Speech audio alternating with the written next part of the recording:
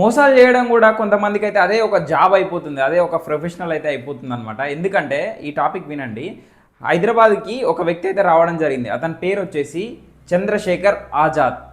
అతను ఇక్కడికి వచ్చిన తర్వాత ఏం చేయాలో, ఏ జాబ్ చేయాలో అర్థం కాక తన డ్రీమ్ ఏంటంటే ఇక ఒక రిచ్ లైఫ్ లీడ్ చేయాలి. అది ఎట్లా లీడ్ చేయాలి, ఎవరెవరిని మోసం చేయాలని చెప్పి ఫస్ట్ అయితే ప్లాన్ అయితే చేసుకున్నాడు. ఏ విధంగా ప్లాన్ చేసుకున్నాడు అంటే ఇన్స్టాగ్రామ్నే తన టార్గెట్ చేసిండు అనమాట.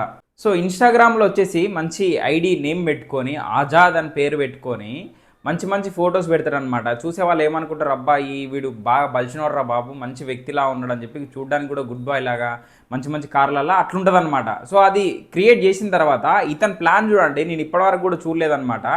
పెద్ద హై ప్రొఫైల్స్ ఉంటారు కదా, అంటే ఐ మీన్ ఇప్పుడు జూబ్లీ హిల్స్లో ఒక పెద్ద బంగ్లా ఉందనుకోండి, దాంట్లో వర్కర్స్ ఉంటారు, కార్ డ్రైవర్స్ ఉంటారు, లేకపోతే వాళ్ళ ఇంట్లో వంట చేసే వాళ్ళు కూడా మినిమం 10th డిగ్రీ కూడా చదువుకున్న వాళ్ళు కూడా కార్ డ్రైవర్స్ కావచ్చు, వంట పని చేసే వాళ్ళు కూడా వాళ్ళ దగ్గర కూడా ఇన్స్టాగ్రామ్ ఉంటుంది. అది మీకు తెలిసిన విషయమే.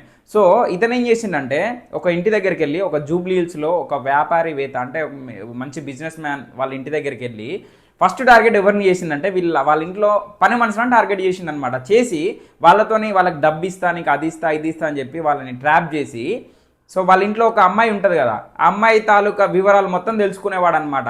అమ్మాయి ఎక్కడి నుంచి ఎక్కడికి వెళ్తుంది, అమ్మాయికి నచ్చిన ఫుడ్ ఏంటి, అమ్మాయికి నచ్చిన కలర్ ఏంటి, ఇవన్నీ మొత్తం పకడ్బందీగా ఒక ఫైల్ లాగా మొత్తం అమ్మాయి గురించి డేటా తీసుకునేవాడు ఫస్ట్ వీళ్ళ దగ్గర నుంచి. దాంతోపాటుగా ఇన్స్టాగ్రామ్ ఐడి కూడా తీసుకునేవాడు అనమాట.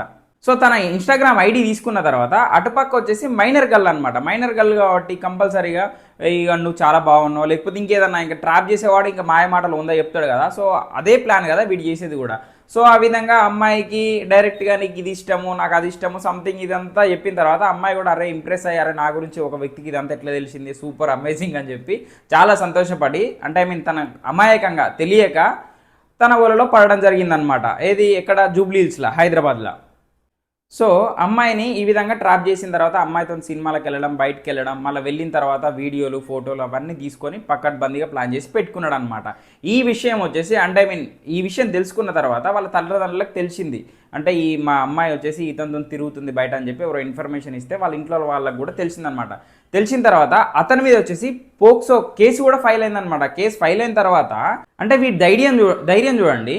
ఒక్కసారి పోక్సో కేసు పడ్డ తర్వాత కూడా పోలీస్ స్టేషన్ మెట్ల వారికి వెళ్ళి మళ్ళీ వచ్చిన తర్వాత స్టిల్ అతని మీద కేసు ఉన్న తర్వాత కూడా మళ్ళీ రిటర్న్ వచ్చి, అంటే కొన్ని రోజులు గ్యాప్ ఇచ్చి మళ్ళీ అదే అమ్మాయిని టార్గెట్ చేయడం మొదలుపెట్టిండు. ఏ విధంగా, లేదు నేను పోలీస్ స్టేషన్ దగ్గరికి వెళ్ళినా, నా మీద కేసు ఉన్నా సరే నాకు నువ్వే కావాలి, నువ్వే నాకు దిక్కు అది అని చెప్పి, అంటే ఇదంతా మాయ మాటలు చెప్పిన తర్వాత ఏం చేసి నెక్స్ట్ టార్గెట్ అమ్మాయి దగ్గర నుంచి డబ్బులు లాగడం. ఆల్మోస్ట్ ఒక 15 నుంచి 20 లక్షలు. అంటే అమ్మాయి బాగా రిచ్ కాబట్టి, మైనర్ అమ్మాయి కాబట్టి తెలిసి తెలియక అతనికైతే డబ్బులు ఇక అడిగినప్పుడల్లా ఇస్తూనే ఉందన్నమాట.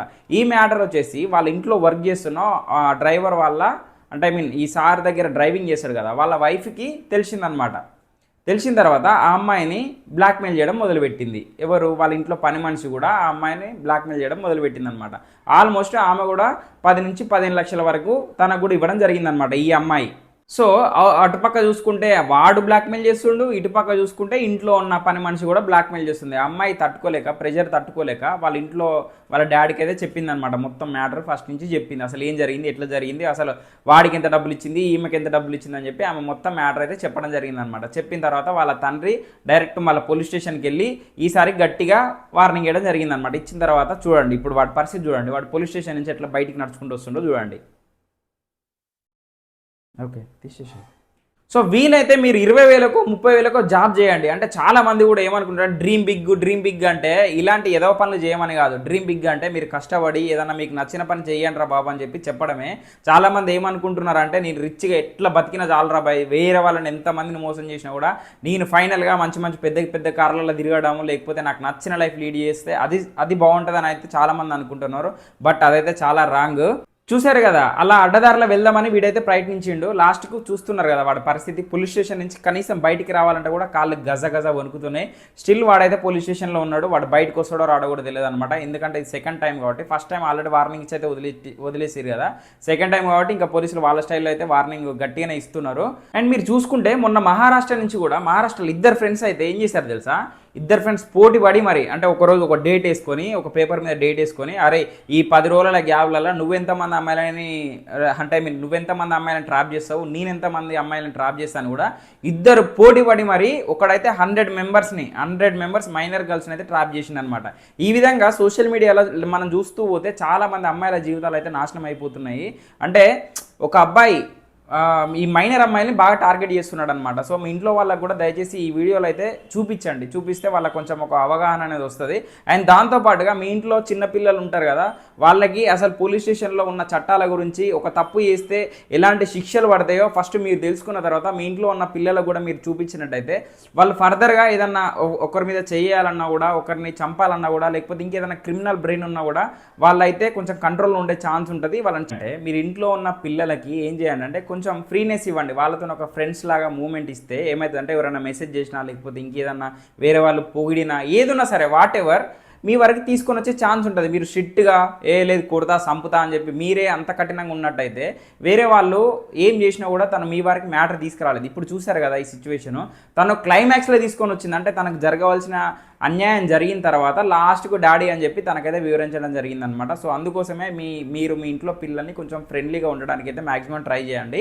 వాళ్ళకి ఎట్లా అంటే ఏదైనా ప్రాబ్లం వస్తే వేరే వాళ్ళకి షేర్ చేసుకునే ఛాన్స్ ఉండొద్దు. ఫస్ట్ వాళ్ళకి ఏదైనా చిన్న ప్రాబ్లం వచ్చినా కూడా ఇంట్లో మా మమ్మీ ఉంది డాడీ ఉంది వాళ్ళకి చెప్పుకుంటే వాళ్ళే నన్ను సాల్వ్ చేస్తారు అని చెప్పి ఒక ధైర్యం అనేది ఉండాలన్నమాట. సో చాలా వరకు నేను ఇలాంటి సిచ్యువేషన్లు అయితే చూడలేదు. అంటే ఎలాంటివి ఒక అమ్మాయి వెళ్ళి ధైర్యంగా తల్లిదండ్రులకు అన్ని షేర్ చేసుకునే వాళ్ళైతే మాక్సిమం అయితే నేను చూడలేదు. సో అందుకోసం అయితే చెప్పడం జరుగుతుంది.